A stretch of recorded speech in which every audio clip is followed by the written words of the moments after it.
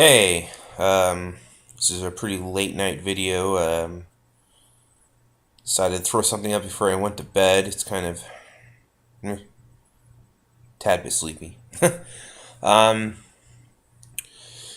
I remember when the Iraq War was ratcheting up, and folks around here went out. We all went out protesting, because we didn't want to go to we didn't want to go to Iraq, but we did. Um, And we had to, your chants or whatever your slogans. No blood for oil. We don't want to conquer other people's oil. Blah blah blah blah blah.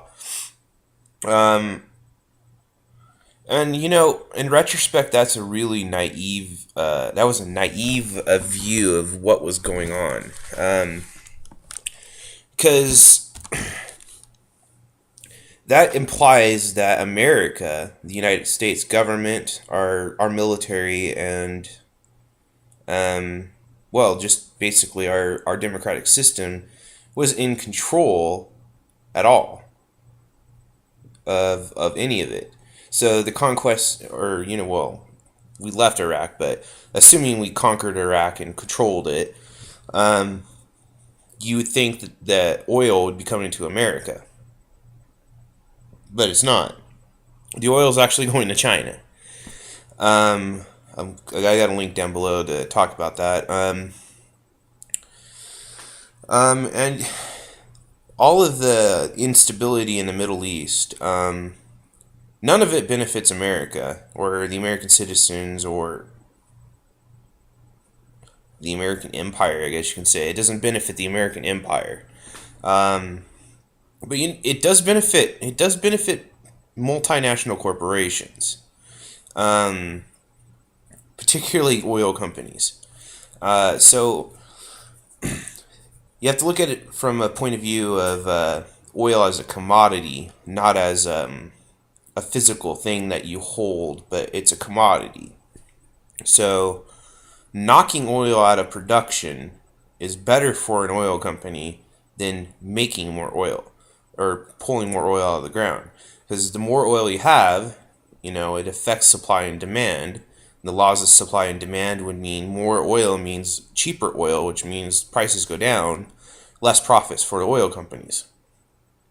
So, how do if you're an oil company, how do you make sure profits are up?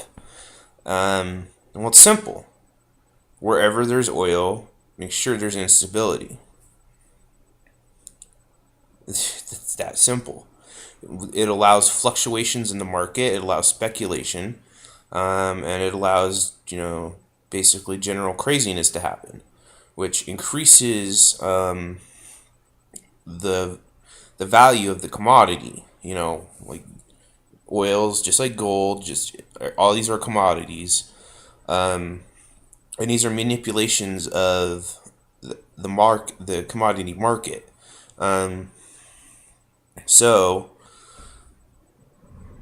what's one of the most profitable corporations in the world? ExxonMobil. They're making bank right now, because of all this instability, and this instability is going to increase the price of oil, which means they're going to make more bank. I guess I don't more bank on top of the bank. They're making insane profits. Um, it's my general thought. The instability of the region benefits nobody except oil companies. So it's not really that it's um, no blood for oil. It's literally let's spill blood to prevent oil from being produced. It's the opposite. So it's not no blood for oil, it's spill blood to stop oil from being produced. Just my thoughts here. Uh, so I'm throwing some links down below so you can take a peekaboo at those. I don't know, tell me what you think. I, I, I honestly think it's all about instability. Everything needs to be unstable in order to maximize profits.